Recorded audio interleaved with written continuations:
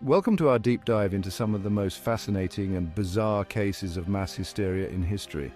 You know, those moments when fear, rumor, or just plain weirdness grip a group of people so tightly that it feels like reality itself is bending.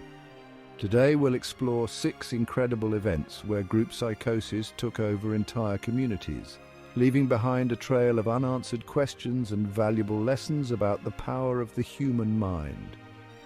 We're going to go from the streets of 16th century France to 17th century Massachusetts, all the way to 20th century Tanzania, with a stop at a radio studio in 1930s New York. So, buckle up, because we're about to journey through some of history's strangest twists and turns, and hey, maybe we'll learn a little something about ourselves along the way. Chapter 1. Deadly dancing. Our first stop takes us to Strasbourg, France, in the summer of 1518. Picture this, a bustling city in the heart of the Holy Roman Empire, its streets alive with commerce and gossip. The air is filled with the sounds of merchants haggling, children playing, and the general hum of daily life. But something strange is afoot, something that will soon disrupt the normalcy of this vibrant city. It begins with a woman, Frau Troffea, an ordinary resident of Strasbourg. In July of 1518, she steps into the street and starts to dance. At first, it seems like a harmless act, perhaps a moment of joy or celebration, but this is no ordinary dance. Not just a little jig, but a full-on, frenzied dance that lasts for days. She dances with an intensity that is both mesmerizing and terrifying. Soon others join her, caught in the grip of the same inexplicable compulsion. Men, women, and even children find themselves unable to resist the urge to dance. Within a week, over 30 people are dancing in the streets, unable to stop, their bodies driven by an unseen force. The number of dancers grows each day, turning the streets into a chaotic dance floor. Imagine the scene, dozens of people, their faces contorted in a mix of ecstasy and agony, their bodies swaying and stomping until their feet bleed. The sight is both tragic and surreal. The authorities, baffled and alarmed, call in doctors and even theologians to explain the strange phenomenon. Theories abound, but none provide a clear answer. Some blame it on hot blood, a condition thought to cause irrational behavior. Others suggest demonic possession, believing that evil spirits have taken hold of the dancers. Still others point to the work of Saint Vitus, a saint believed to inflict those who disrespect him with a dancing curse. Desperate to stop the madness, the city erects a wooden stage and even hires musicians, believing that helping the afflicted dance through their ailment is the only solution. They hope that by providing a controlled environment, the dancers will eventually tire and recover. But the dancing plague, as it comes to be known, continues for weeks, claiming the lives of several dancers who collapse from exhaustion, heart attacks, or strokes. The relentless dancing takes a heavy toll on their bodies. Eventually, as mysteriously as it began, the dancing subsides. The streets of Strasbourg slowly return to their normal rhythm, but the memory of the dancing plague lingers. The plague fades into history, leaving behind a legacy of unanswered questions and a chilling reminder of the power of the collective psyche. It remains one of the most bizarre and unsettling events in the annals of human history, a testament to the mysteries that still elude our understanding.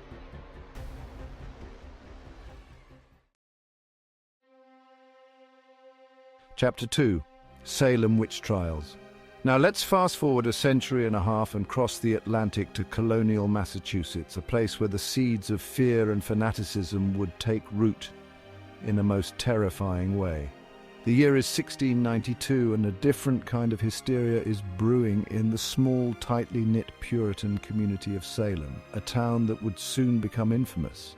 It starts with a group of young girls who begin to exhibit strange behavior, fits, convulsions, and outbursts of screaming. Their actions are inexplicable and alarming to the townspeople. They claim to be afflicted by witchcraft, pointing fingers at marginalized members of the community, for example, Tituba, a slave, as well as Sarah Good, a beggar. Sarah Osborne, an elderly woman who was recently ostracized, becomes another target, her age and status making her an easy scapegoat in this growing frenzy.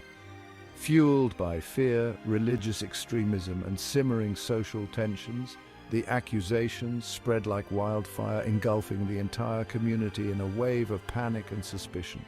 Soon, the entire community is caught in the grip of a witch hunt, a relentless pursuit of supposed witches that spares no one.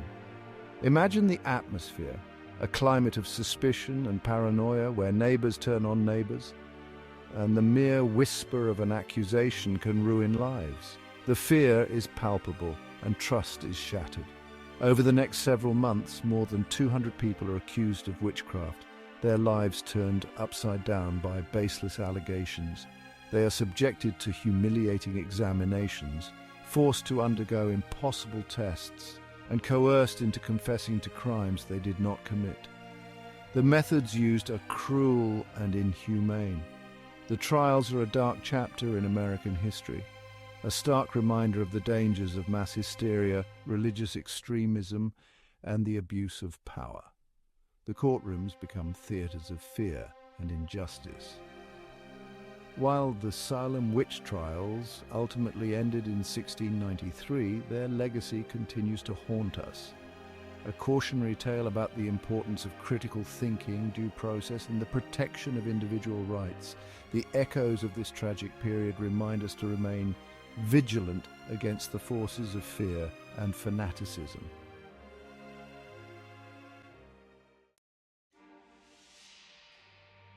Chapter 3. The War of the Worlds broadcast, aliens invade, the airwaves. For our next case, we're jumping ahead to the 20th century and the burgeoning age of mass media, a time when radio was the king of entertainment and information. On October 30th, 1938, a young Orson Welles took to the airwaves with a radio adaptation of H.G. Wells's novel The War of the Worlds. This broadcast would become one of the most infamous events in radio history. Little did he know that his fictional broadcast would spark a real-life panic, demonstrating the power of media to shape public perception and influence the masses. Welles, a rising star in radio drama, presented the story as a series of breaking news bulletins, interrupting musical programs with increasingly alarming reports of a Martian invasion. The format was so novel and unexpected that it caught many listeners off guard. Imagine tuning in to what you thought was a light-hearted evening of music, only to be met with pronouncements of strange creatures landing in New Jersey and unleashing deadly heat rays. The sudden shift in tone was jarring and terrifying. The broadcast was so realistic, so convincing in its urgency, that thousands of listeners across the United States believed it to be true. The detailed descriptions and urgent tone made it hard to distinguish fiction from reality. People fled their homes, jammed highways, and flooded emergency lines, convinced that the end was nigh. The fear was palpable, and the reaction was immediate and widespread. Newspapers were filled with accounts of mass hysteria, of families hiding in cellars, of people donning gas masks and arming themselves against the Martian threat. The media frenzy only added to the chaos. The panic eventually subsided as the truth of the broadcast became clear. People began to realize that it was all a dramatic performance, not an actual news report.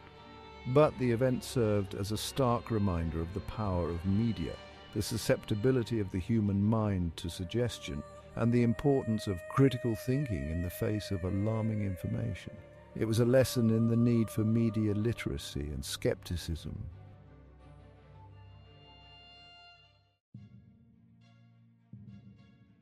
Chapter 5. The Dark Influence of Propaganda.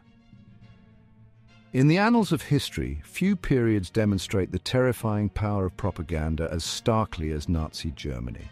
During this dark chapter, mass hysteria was expertly manipulated by the government to confuse and control an entire population.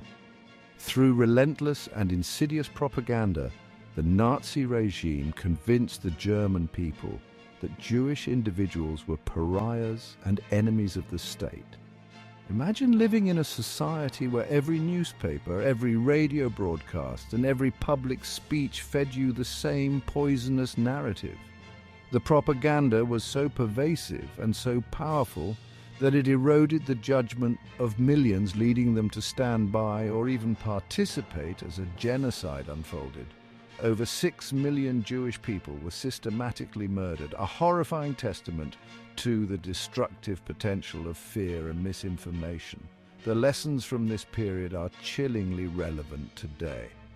Fast forward to 2020, and we see echoes of this manipulation in the context of the COVID-19 pandemic.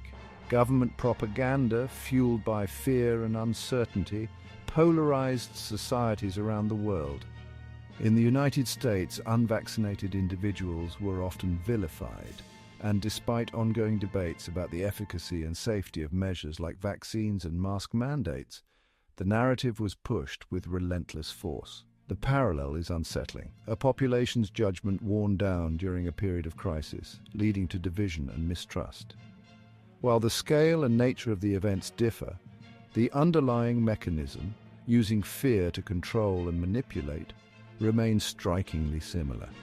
As we navigate these turbulent times, it's crucial to remain vigilant against the corrosive power of propaganda. And with that in mind, let us look at the COVID-19 global pandemic in more detail.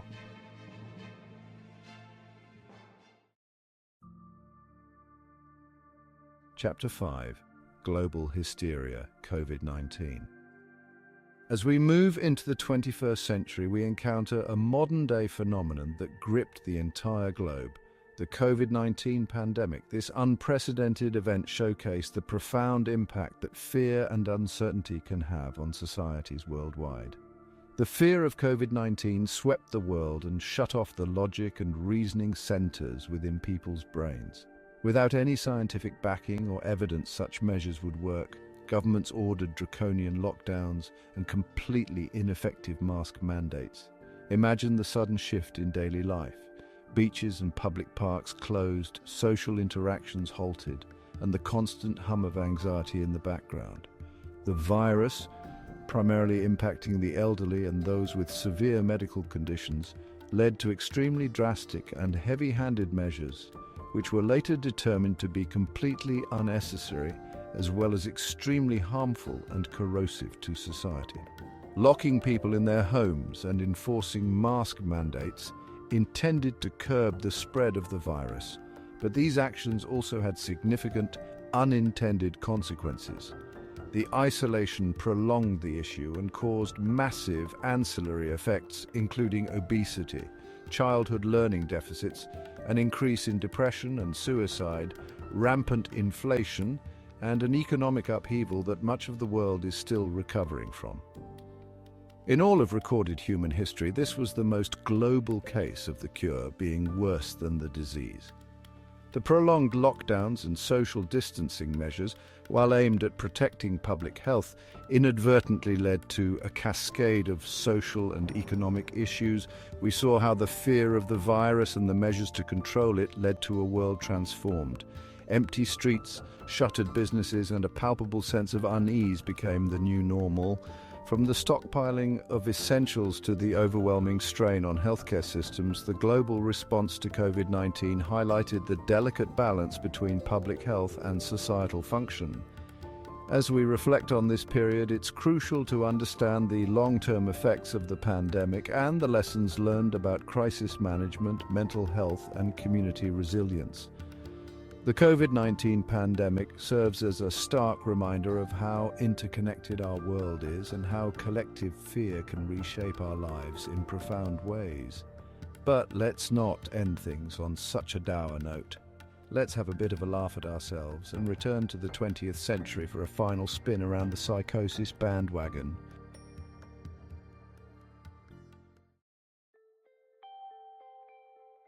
Chapter 6: The Tanganica Laughter Epidemic, when laughter became uncontrollable.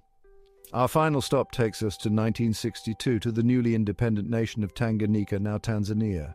It's here, in a small village, that a different kind of epidemic takes hold, an outbreak of contagious laughter. It begins, as these things often do, with a seemingly innocuous event. A group of schoolgirls at a boarding school start giggling. Their laughter, however, doesn't subside. It spreads, first to their classmates, then to other students, and eventually to neighboring villages. Imagine a wave of laughter, uncontrollable and relentless, sweeping through communities, leaving people helpless in its wake. Hundreds are afflicted, their laughter lasting for days, weeks, even months. Schools are forced to close, businesses shut down, and daily life is thrown into disarray. Theories abound, ranging from the psychological to the environmental. Some speculate that the laughter was a mass psychogenic illness, a manifestation of stress and anxiety in a society undergoing rapid social change. Others point to possible environmental factors, but no definitive cause is ever identified.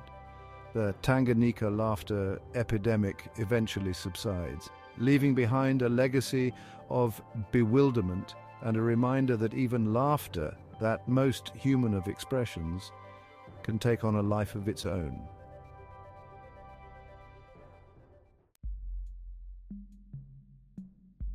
A final parting word of wisdom. Thanks for joining us on this journey through some of the most extraordinary cases of mass hysteria in human history.